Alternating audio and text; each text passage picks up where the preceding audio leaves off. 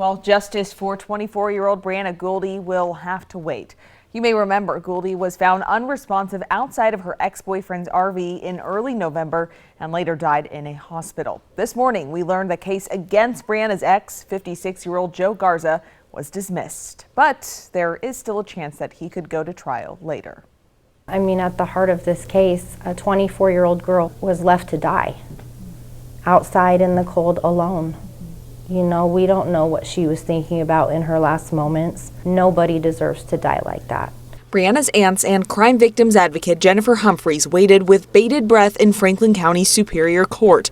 The prosecution proposing this case be dismissed without prejudice, which allows them to refile charges at a later date, while Joe Garza's defense attorney motioned the opposite.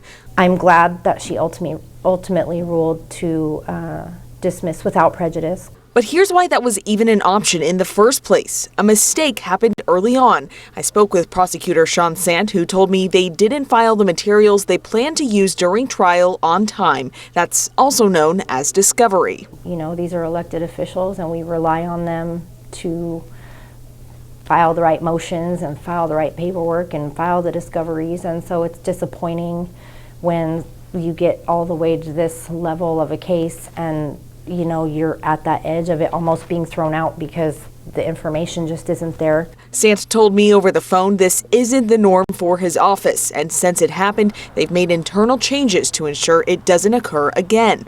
When they do refile, Sant said they'll have to make sure they have everything in place to proceed to a trial, including all of their discovery materials. That includes Breanna's toxicology report, which has not yet been finalized. For now, 56-year-old Joe Garza gets to walk free. It's scary, I think, over more than anything, to think that, you know, now you've got a murder suspect that's out with no bail.